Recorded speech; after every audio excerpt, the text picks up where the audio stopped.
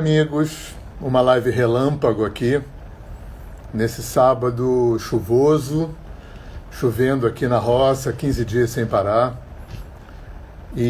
Mas a gente está muito grato porque foi a maior seca que eu me lembro nos 40 anos que eu estou aqui no sítio.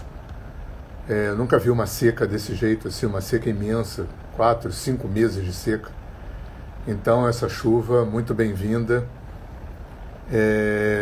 A terra agradece, os lençóis freáticos agradecem, as plantas se hidratam e a gente também se recolhe um pouco, né? Tem chance de poder atualizar um pouco as leituras e, enfim, está fazendo outras coisas mais internas, né?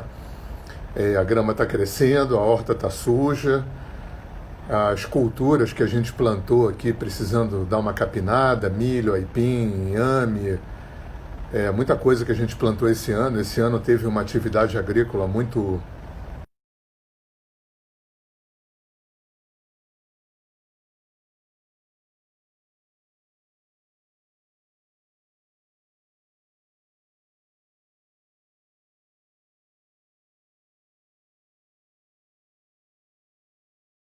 a plantação, né? Não é aquela chuva que dá aquele impacto erosivo na terra. Então a gente está feliz aqui com o céu mandando a água que não mandou nos últimos 3 meses. Mas eu não queria falar disso não. Já tem quase um mês que eu fiz a última live. Eu fiquei aqui pensando, né? Eu estou sempre pensando, eu procuro não levar muito para minha mente o assunto. E no começo eu ficava um pouco preocupado de não repetir assunto que está lá no canal de vídeo no YouTube. Mas aí também desapeguei disso aí, eu fico procurando sentir o que me dá vontade de falar. Valeu, Raquel. Hoje eu estou fazendo aniversário de casamento. Então hoje vai ter jantarzinho romântico à noite. Tem um restaurante maravilhoso aqui em Vassouras, que chama Casa do Lago, e tem uma culinária italiana sensacional. Então a noite o programinha vai ser esse. Mas eu queria falar de um assunto que eu falo muito nos meus cursos. No fim do curso, eu sempre falo de vida profissional, né? Dicas de consultório, de divulgação, de marketing, de merchandising, de terapeuta, né? Mas falo muito também da questão conceitual, né? Ainda se lida muito mal com cobrar, ainda se lida muito mal com dinheiro, ainda se tem, infelizmente, no imaginário coletivo, crenças muito poderosas com dinheiro, ainda se acredita muito que o dinheiro é a causa dos males da humanidade, ainda se acredita que cobrar é feio, que de graça é mais nobre do que cobrado, de que, né, ainda se fica com vergonha de cobrar, ainda se confunde simplicidade com não ter, desapego com não ter, simplicidade com pobreza. E eu lido muito com galera muito jovem, né? Eu digo muito que eu lido com eu ontem, né? Eu fui bem riponga, bem anos 70, surfei nesse começo dessa onda de ecologia, de naturalismo, de comunidades, agricultura orgânica, fui morar na roça muito cedo, fiz parte da primeira geração de produtores orgânicos do Rio de Janeiro, e até os 40 anos eu acreditava que ser duro era um indicativo de uma alta espiritualidade, né? E aí depois eu descobri que não ter dá raiva, porque simplicidade não é pobreza, desapego não é não ter, e o dinheiro não é as causas dos males da humanidade. As causas dos males da humanidade é a mente e o emocional humano. Eu sempre falo que se a moeda de troca fosse troca, se os meus alunos me pagassem os cursos com vacas, com camelos, ou com rolos de tecido, ou com sacos de cereal, o mundo teria a máfia, a exploração do homem pelo homem do mesmo jeito. Que a questão não é o que se convencionou para trocar. A questão é o coração do homem, a mente do homem, né, nesse planeta que o Kardec chamou de planeta de expiação. Eu não gosto muito desse nome, mas eu acho o conceito interessante, né?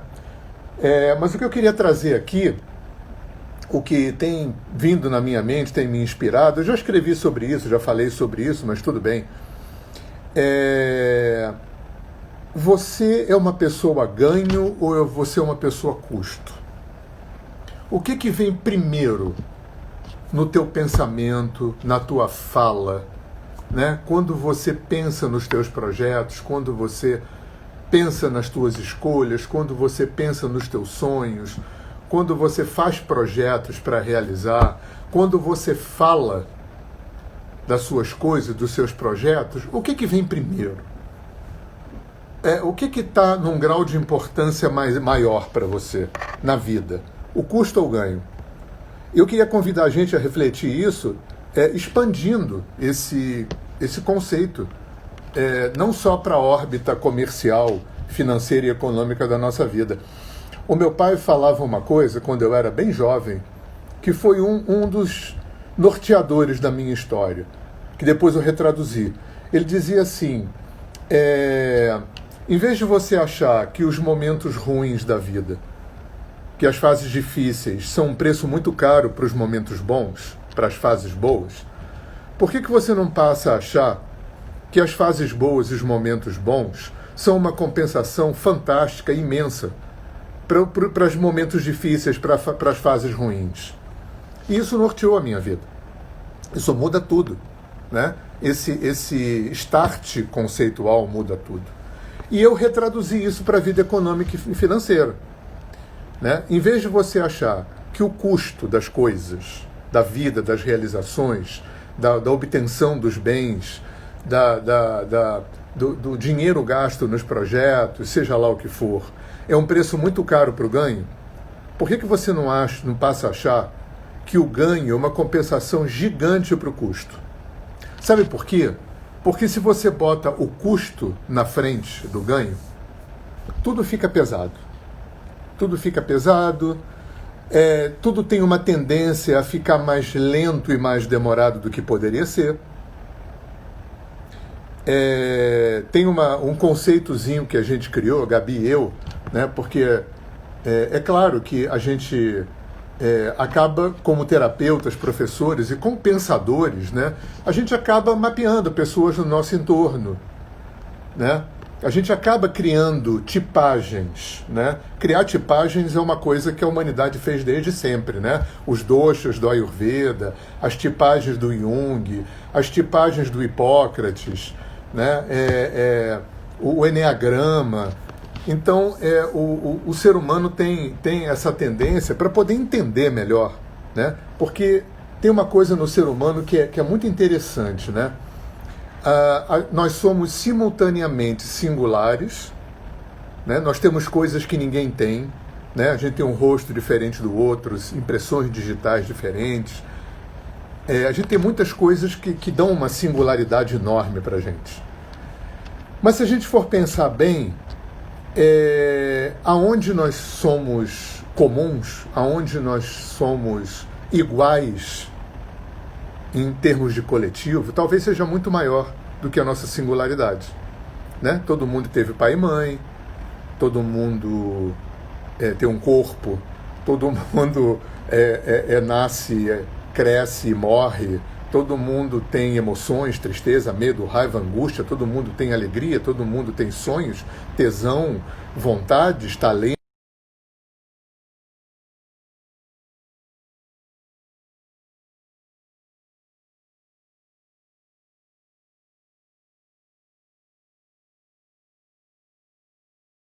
Comuns, enquanto seres, que tem fomentado na humanidade esse movimento de criar tipologias para tentar entender mais o ser humano e tentar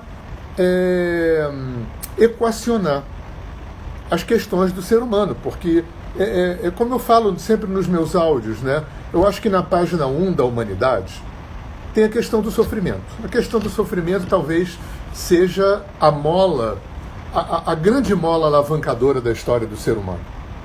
Porque a gente sofre para nascer, nascer não é uma coisa confortável, por mais que seja um parto humanizado e sem dor e tal, nascer não é uma coisa fisicamente confortável para quem pare e para quem nasce. A gente tem sofrimento ao longo da vida, isso é inevitável, sofrimentos físicos, doenças, sofrimentos morais, financeiros, psicológicos. Morrer, em geral, implica em algum tipo... Envelhecer e morrer implica...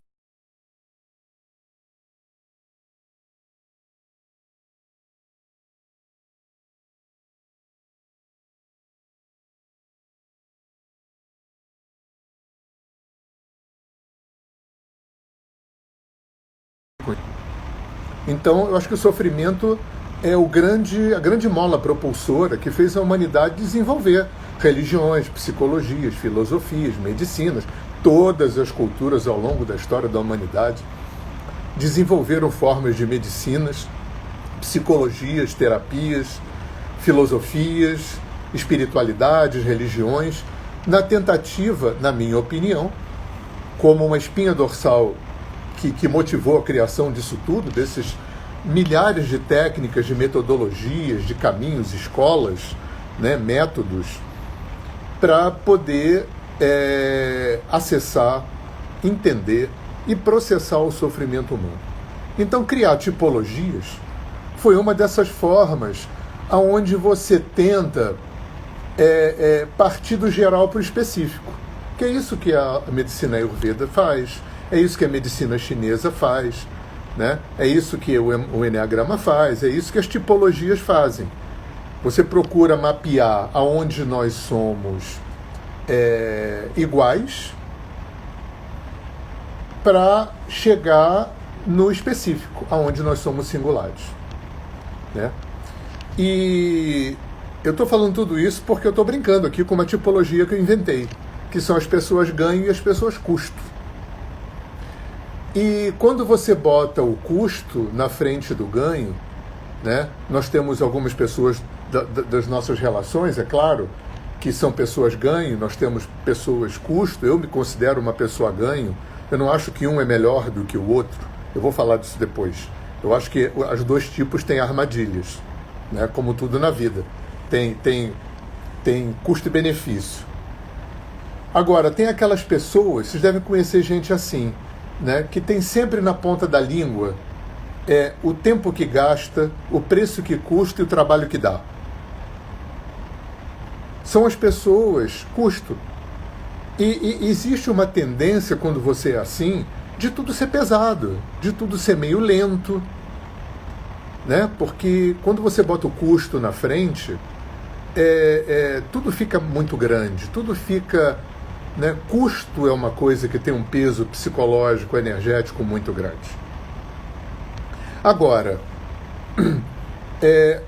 as armadilhas, né?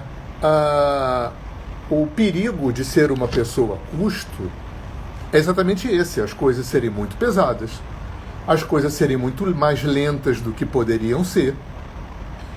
E, às vezes, quando vem o ganho, você não curte tanto aquele ganho, porque aquele ganho aconteceu à custa de muito custo, porque o custo para você estava na frente, porque o custo era mais importante. Agora, quando você é uma pessoa ganho, também tem uma armadilha.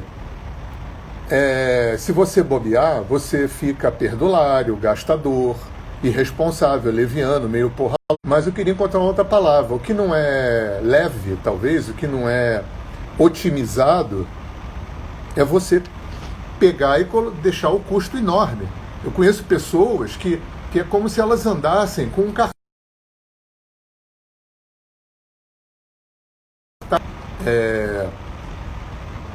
É muito engraçado. Tem pessoas que você vai conversar e a pessoa despeja em você, né? Todo o trabalho que ela tem, tudo que ela comprou, todo o preço que custou, tudo que ela tem que fazer, né? Você vai ficando achatado por aquele caminhão de custos, de peso, de coisa. São aquelas pessoas, o preço que custa, o tempo que gasta e o trabalho que dá. Porque isso está na frente, né? É como se fosse a bússola, o norte dessas pessoas, né? Andar pela vida com um caminhão de custo na frente.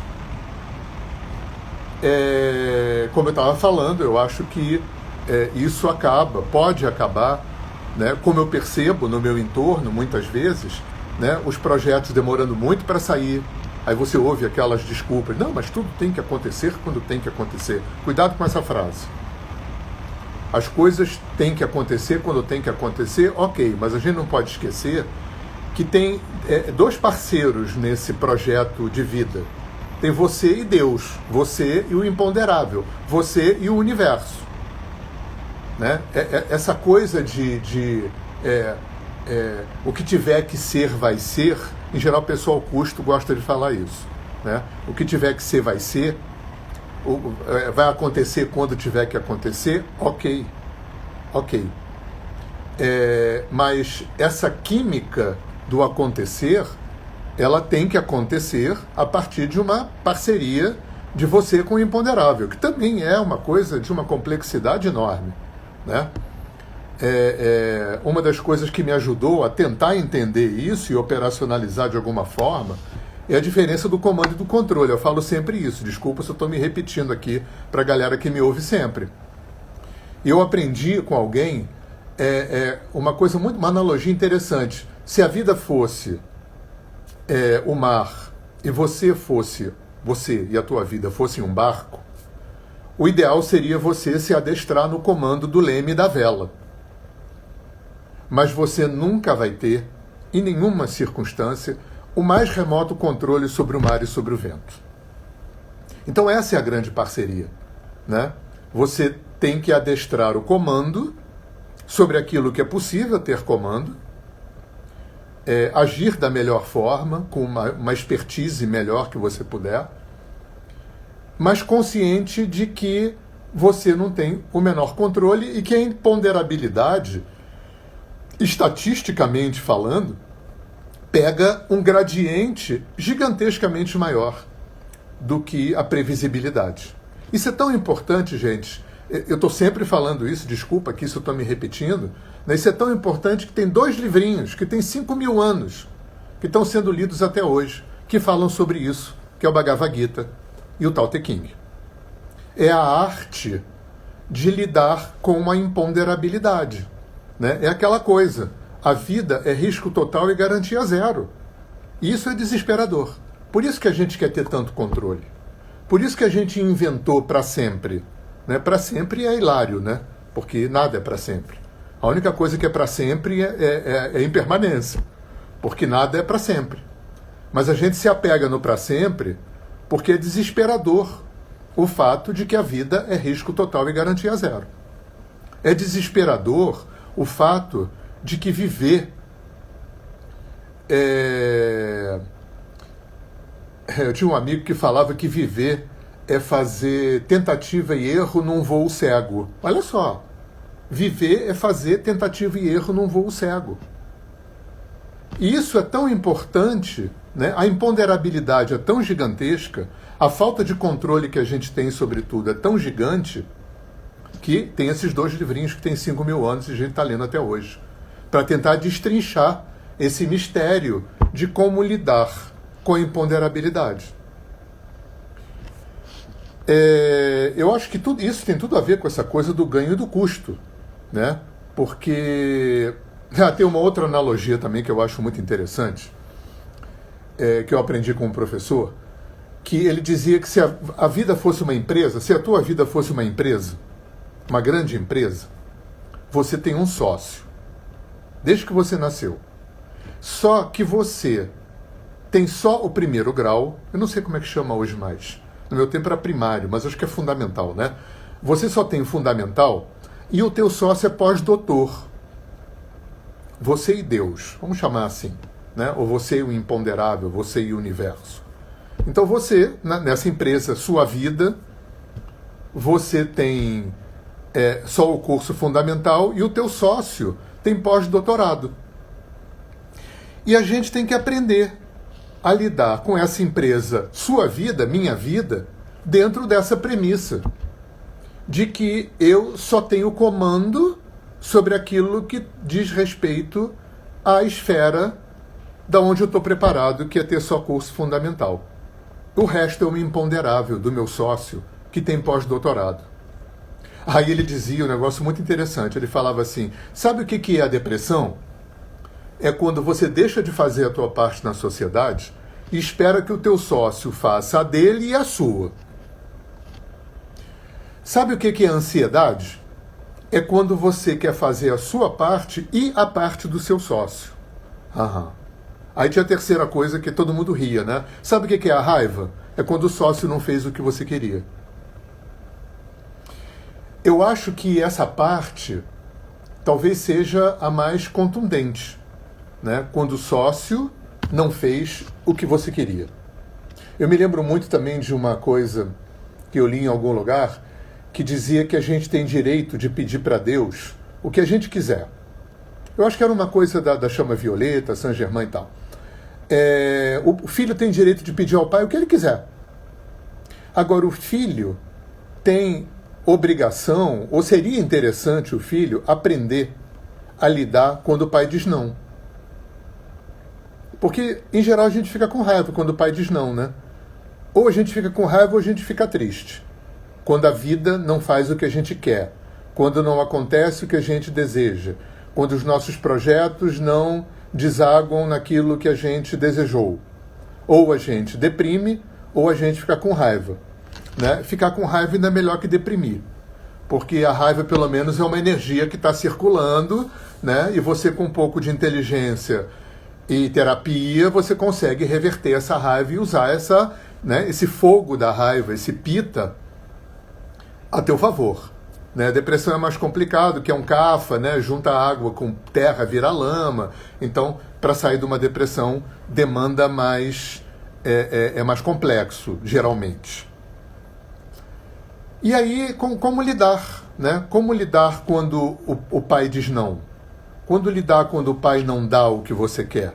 Né? Por isso que tem Bhagavad Gita e Tao Te Ching. Porque a gente está lidando com isso o tempo todo. Não só com os pais mesmo físicos, mas com a vida de uma forma geral. Né? Quando eu não me dou, quando eu não consigo, não posso, não quero, não sei me dar aquilo que eu preciso, já começa por aí. Já começa por aí. Então, voltando naquele primeiro assunto, para quem chegou agora, eu estava falando de uma tipagem que eu inventei, que são as pessoas ganho e as pessoas custo. Né? As pessoas que caminham pela vida vendo o custo antes do ganho e as pessoas que caminham pela vida vendo o ganho antes do custo. Eu estava falando dos prós e dos contra. Na verdade, não pró no contra, não, dos custos e benefícios. Né? A vantagem das pessoas ganho é que as pessoas ganham, em geral, né? Não só têm os seus projetos acontecendo de uma forma mais rápida, como elas gozam mais do fruto do seu trabalho, de uma forma geral. Mas também tem aquela armadilha que eu falei. Né? As pessoas ganham podem facilmente, dependendo, não olhar para o custo. E aí se ferra. Né? Porque aí não administra bem, porque aí fica meio irresponsável, meio leviano com as suas contas. Eu estou falando aqui de dinheiro, mas isso aplica na vida de uma forma geral. Por isso que eu contei aquela história do meu pai. Né? Para quem está chegando agora, tudo começa com uma frase que o meu pai me falava quando eu era jovem.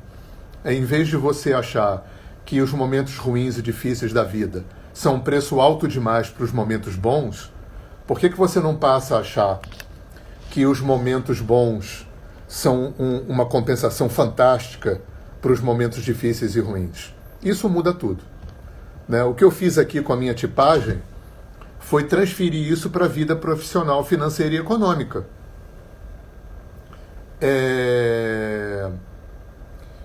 Os extremos disso é o travado e o perdulário. Né?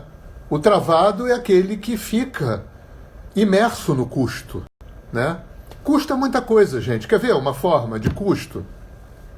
São terapeutas que nunca vão ser terapeutas porque são cursólatras. Aí termina um curso, aí dá aquele pânico, né? Porque aí terminou o curso e aí, então vamos começar a trabalhar. Vamos aplicar aquilo que a gente aprendeu.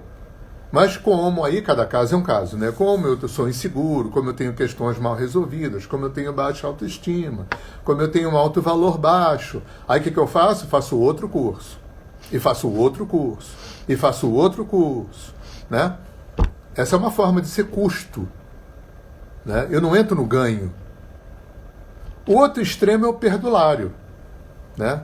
Um extremo disso, no meu exemplo, seria uma pessoa que vai começar a trabalhar com terapia sem estar, talvez, suficientemente preparado. Porque quer ganhar dinheiro, porque, né, de repente, não tem uma estrutura ética, uma estrutura correta nesse sentido e vai fazer a coisa meio porra loucamente. Eu acho que esse conceito se encaixa em muitos âmbitos da vida, né? E a pergunta bacana para a gente se fazer é essa, né? Eu sou uma pessoa ganho ou uma pessoa custo? Ou, dando um caráter mais complexo, aonde eu sou ganho e aonde eu sou custo? Porque nós somos seres multidimensionais, nós somos muito complexos, né? Nós somos muitos eus dentro da gente. É engraçado essa coisa cartesiana e mecanicista da nossa cultura, né, que força a gente a uma coerência, né? Como você vai ser coerente, né? Você não pode ser hipócrita, isso é outra coisa, né? Ser hipócrita é uma coisa que não é bacana. Agora, coerência é uma coisa muito complicada, né? O que é coerência? Do momento em que nós somos tantos dentro da gente e tantos de nós são antagônicos, alguns são complementares, outros são antípodas, instâncias paradoxais dentro da gente. Por isso que eu tinha um professor que dizia que a gente tem que trocar o ou pelo e. Eu sou feio e bonito, mentiroso e verdadeiro, bom e mal, certo e errado, simples e complexo. Eu carrego toda essa multiplicidade dentro de mim. Então tem partes de mim que são custo, tem partes de mim que são ganho. Porque eu sou um ser físico, eu sou um ser emocional, eu sou um ser social, eu sou um ser profissional, eu sou um ser familiar, eu sou um ser espiritual. Então, mesmo dentro de cada compartimento desse, tem subcompartimentos. Dentro da minha vida profissional, eu posso ter atitudes diferentes, dependendo do setor, dependendo do perfil, dependendo da área de atuação, eu posso ter comportamentos diferentes, né? Dentro da família, com pessoas diferentes, com um filho, eu posso ser de um jeito, com o outro eu posso ser de outro, com a esposa eu posso ser de outro, e assim vai. Eu acho que o que eu quero trazer aqui é esse conceito. O que está na frente para você? O que é mais relevante? Né? O que vem primeiro na tua fala? O que vem primeiro no teu pensamento? Quando você se olha, quando você olha para a vida, quando você olha para os projetos, quando você olha para as realizações, para a expressão dos teus talentos, é o custo que isso vai acarretar? É a ameaça do ônus? É o medo do ônus? É o peso do ônus? Ou é o ganho? Ou é o prazer do ganho? Ou é a felicidade, o gozo da realização e do ganho? Então é esse raciocínio, essa reflexão que eu estou querendo trazer hoje, né?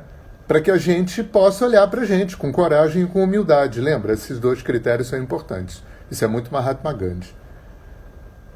A gente aprender a integrar a coragem com a humildade. E poder olhar para dentro e reconhecer, porque aonde eu sou travado e aonde eu sou leviano e porra louca, né? E tentar ir harmonizando isso dentro da gente, para que a vida da gente expanda, porque os dois extremos não expandem. Nem ser travado expande, nem ser perdulário, porra louca, leviano expande. Cada um vai te levar para um abismo diferente, enfim, né, para um buraco diferente. E aí a gente vai trabalhar, né? Aí cada um vai escolher o seu caminho de trabalhar, terapia, enfim, né? O mundo oferece uma quantidade enorme de caminhos, de técnicas, de métodos, para que a gente possa harmonizar, equilibrar isso dentro da gente, né? Talvez o ideal seria um equilíbrio entre o custo e o ganho. Na minha opinião, né, mas aí é uma coisa minha, na minha opinião, com uma certa predominância do ganho sobre o custo. Para mim, Para mim funcionaria melhor assim, né? Porque eu sou Vata Pitta no Ayurveda, eu sou Aquário com Virgem, então eu tenho um movimento. Para mim é fácil ter essa expansão, para mim é fácil dar salto, caminhar, andar. Eu sou muito multitarefa, né? Então, para minha natureza, isso não é melhor nem pior, né? Então, o meu aprendizado sempre foi me enraizar, administrar, né? Aprender a fazer planilha, aprender a... Eu tive um grande aprendizado de organizar minha vida financeira. Eu nunca fui perdulário, gastador, mas nunca foi uma coisa sempre meio solta. Então, o meu ascendente Virgem, a minha lua em Capricórnio, né, me ajudam muito em enraizar, né? Então, para mim, a configuração bacana, que funciona, é um equilíbrio de ganho e custo com uma predominância do ganho sobre o custo. Isso é o que funciona para mim. Ter sempre o ganho na minha frente, mas com o pé no chão. Eu acho que isso é bacana, mas é para mim, né? Então, gente, fica aí essa reflexão para vocês, e um bom fim de semana, um bom domingo. E hoje eu vou curtir aqui o meu aniversário de casamento. A Gabi está trabalhando, vai trabalhar hoje até o fim da tarde, ela está na pós-graduação. E em algum momento aí eu estou de novo com vocês, né? Eu vou colocar essa live no meu canal de vídeo, lá no YouTube.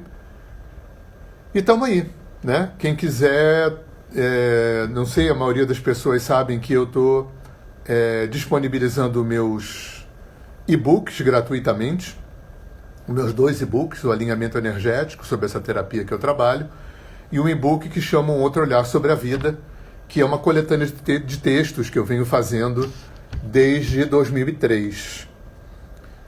Sobre tudo isso, visão sistêmica, sincronicidade, ressonância, espiritualidade, terapias, Oriente e Ocidente, física quântica, transpessoalidade, todo esse tema todo, né? Quem quiser receber esses 2 e-books de graça, me manda um e-mail, me manda um WhatsApp. Meu e-mail e o WhatsApp estão no meu site. Meu site você encontra no Google. Se você botar Hernani Fornari no Google, você encontra toda a minha vida ali. Meus canais, eu tenho 3 ou 4 canais de vídeo. A minha música toda está no YouTube, está no Spotify, está no Deezer. Eu tenho um blog no Medium. E aí você encontra todos os meus canais de comunicação. E manda um e-mail para mim ou um WhatsApp que eu te mando gratuitamente os meus 2 e-books. Tá bom? Um bom domingo para você, para vocês, tá? E que Papai do Céu continue mandando essa chuvinha boa aqui, né? Domingo bom para pipoca, para vídeo, tá bom? Um abraço aí para todo mundo. Tudo de bom.